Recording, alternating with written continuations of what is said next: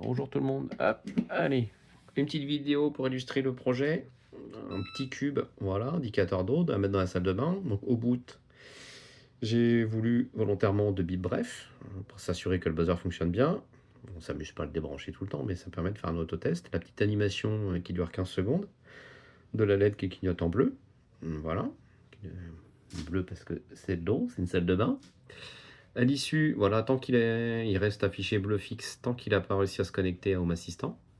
Voilà, il a réussi, c'est bon, il est passé 0 litre. Alors ça fait un effet, c'est pas super révélateur sur la vidéo, ça donne un effet vraiment, mais c'est pas du tout comme ça. C'est quand même beaucoup plus lisible.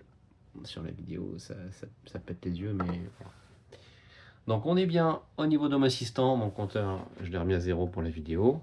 Hop, j'ai la main dessus. Voilà, on va pas jouer avec l'eau inutilement, autant forcer le capteur.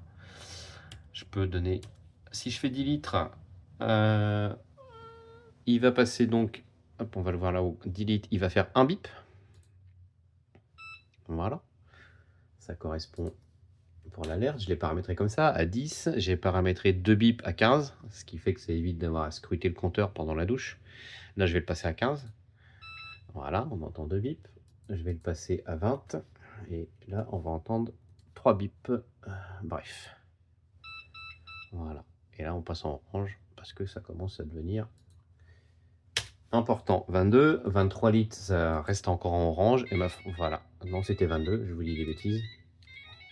Si je le repasse en 22, c'est bon. Voilà. 22, ça reste. Bon, après, chacun paramètre à loisir. Hein. Chacun fait ce qu'il veut. Voilà. Moi, pour moi, donc là, 23, il est temps de sortir. 22, ça passe. Et 23, voilà. On passe en rouge et le buzzer. Get out! Sors de la douche. Et l'avantage, comme j'ai mis un petit capteur capacitif sur le dessus, bah du coup, hop, voilà, on arrête l'alarme. Bon, ceci dit, ça n'empêche pas les enfants après de continuer. Là, je vais mettre 35, ils continuent de compter, hein, voilà. Mais c'est plus un aspect éducatif, c'est pour ça que j'ai fait ce genre de choses. Voilà. Donc pour ce qui est ça, du coup, c'est mon capteur. Pour ce qui est du code, de toute façon, je vais tout expliquer, hein. Je vais tout mettre sur le forum, j'expliquerai le code. Voilà, je vous fais un aperçu rapide. Donc là, c'est vraiment la partie du petit cube qu'on voit sur la vidéo. Voilà, on déclare dès le début la petite LED RGB qui est intégrée. Ça, c'est mon script parce que je veux qu'au bout ça clignote bleu. Ensuite, mon RTTL, mon petit buzzer. Donc au démarrage de bip bref. Voilà. Après, l'habituel, hein, SP32S3, le Wi-Fi, le serveur web, tout le traditionnel. Là, je déclare mon afficheur. Donc, c'est un 7 segments TM1637. Pareil, de toute façon, je vais mettre tout le détail des composants pour pouvoir réaliser ça chez vous. Mon TM37, 1637, du coup, relié GPO 1011. En fait, voilà, c'est ni plus ni moins que je déclare mon appareil. La LED RGB donc intégré parce que c'est un ESP32S3 et c'est vrai que j'avais ça sous le coude et j'ai trouvé ça génial parce que du coup ça évite d'avoir à rajouter une LED voilà, vu qu'elle est intégrée autant s'en servir et c'est ce qui fait du coup cet effet glow assez sympa à travers du polycarbonate transparent, c'est pas mal du tout. Voilà, je déclare aussi là, voilà, je déclare mon buzzer RTTTL, voilà. Je passe sur les détails, mon script de clignotement bleu, voilà, pendant 10 fois, allumé en bleu, 500 millisecondes entre les extinctions. Ça, c'est mon script pour l'alarme, donc quand on a passé les 24 litres, hein, donc là, ça fait un effet, c'est ce qu'on entendait, là, l'effet d'échelle, scale up. Ça, c'est personnalisable, on trouve beaucoup de détails aussi, voilà, sur RTTT et le buzzer. Chacun fait à sa sauce, voilà. Le bip 1, un bip bref pour les 10 litres, 2 bips brefs pour les 15 litres, 3 bips brefs pour les 20 litres. Pareil, personnalisable à souhait, chacun fait comme il souhaite. Mon petit interrupteur capacitif, je mettrai le détail aussi, donc branché sur GPIO 14. Voilà, on appuie dessus pour arrêter l'alarme. Ça, très important, c'est ce qui fait appel à mon sensor que j'ai auparavant déclaré dans mon YAML Home Assistant. Hop, on va passer dans notre écran. Si je passe ici, hop, là, on va sur mon YAML. Et effectivement, voilà, dans le YAML, on voit que j'ai déclaré mon template. Voilà, consommation en salle de bain. Donc, qui fait référence à deux sensors, débitmet eau froide, débitmet eau chaude, et qui les additionne. Voilà, ni plus ni moins. Hop, je reviens ici. Donc ça, je vais revenir juste après ici. C'est mon serveur web intégré. Voilà, la fin du code. Donc, on fait appel au sensor home assistant. Voilà.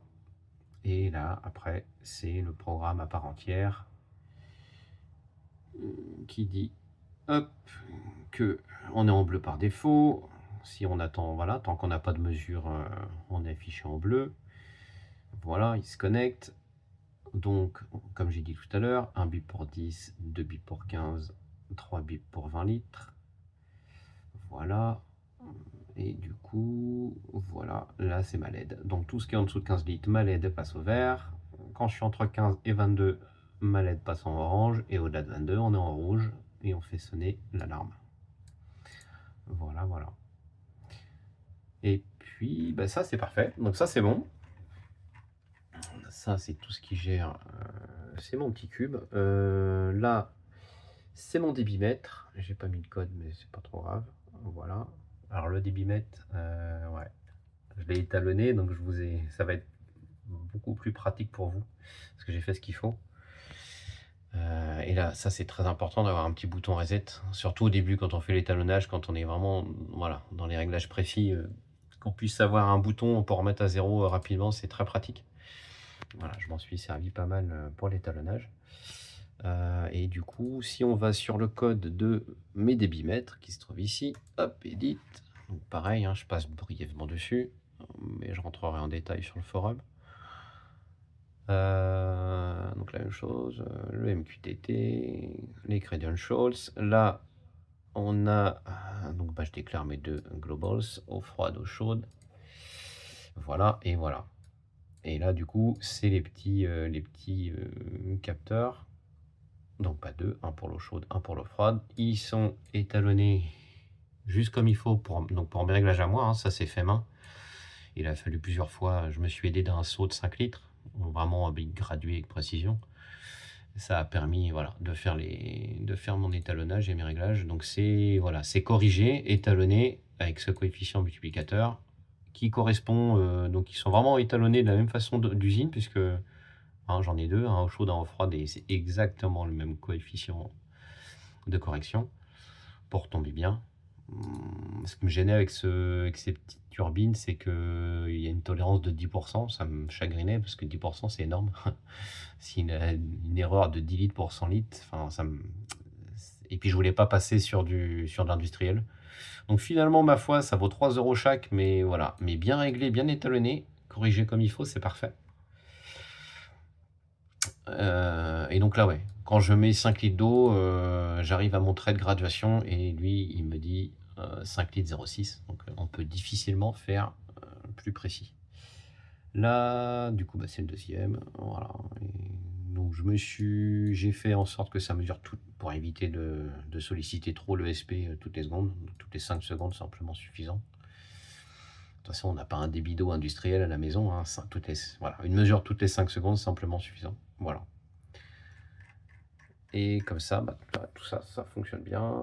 Et du coup, voilà. Bah, je vous remettrai du coup, voilà. Vous allez avoir plus de détails un peu plus loin. C'était vraiment les vidéos pour illustrer. Vous avez déjà un bon aperçu. Et puis, je pourrai répondre à vos questions s'il y a quoi que ce soit. Mais voilà, je suis assez content du résultat. C'est sympa. C'est mignon tout plein. Donc évidemment, après, je vais le mettre dans la salle de bain, sur la petite étagère qui va bien. C'était pour montrer. Et petit détail, c'est vrai que j'ai pas pensé à le préciser, parce que du coup, on se dit, c'est bien beau, mais là, ouais, 35 litres, t'as personne à mettre. Et comment on remet à zéro? Et j'ai fait un automatisme, j'ai mis sur la porte, en fait, un sensor d'ouverture. Et en fait, je lui ai dit, à chaque fois que tu fermes la porte, parce que techniquement, quand on ferme la porte, c'est qu'on se douche. À chaque fois que tu fermes la porte, tu remets à zéro. Et comme ça, bah, du coup, c'est impeccable. Il se remet à zéro tout seul à chaque fois que quelqu'un va prendre une douche. Comme ça, on n'a pas à s'en soucier.